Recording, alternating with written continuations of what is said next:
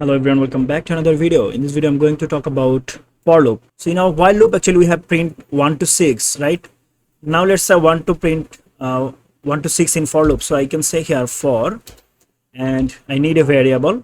So let's say x, and I can actually say here in, then I will say the range that actually from which range actually I'm going to print. So I actually want to print from 1 to let's say 5, right?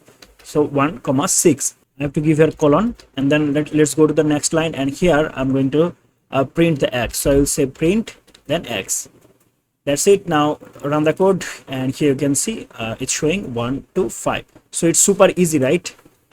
If I open while loop, and here you can see we just have to write 2 lines of code, and here 4. So you can see that for loop is faster than while loop, right? In case of Python. So here we just have to mention the range, and now let's say want to show from 5 to 1. So actually I can use a function that is called reversed, and here I just have to mention the function name, the range, okay, and then I just have to close it. If I run it now, you can see from 5 to 1. So I want to show web tech knowledge and every single character, so I can actually say it like this. I'll say here web tech knowledge, and now it will show every single character. If I use colon here and now run it, and here you can see every single character with space, right?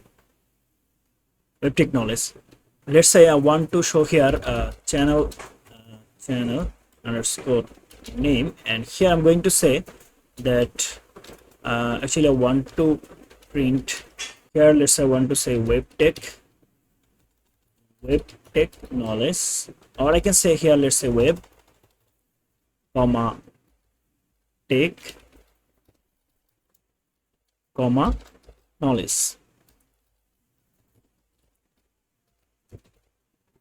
and I want to remove it, and now I want to say here channel name. Now run it, and here you can see web tech knowledge.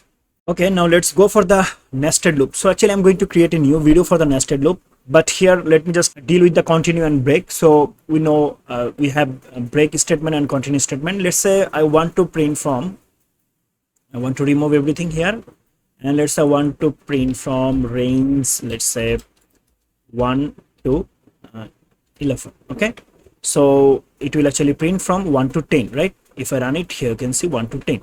Now let's say I don't want to print 3. Okay, so here I'm going to say if condition, if x is equal to 3,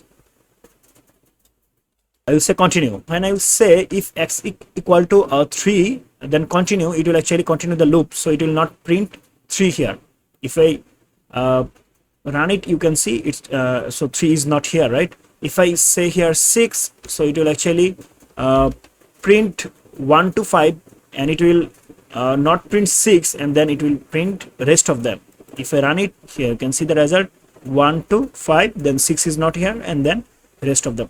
Why? Because of the continue. So when I say continue, it will not go to the next line, it will go to the loop once again. Okay, that's it. Now let's say break. So the break will actually break the line, okay, break the loop here.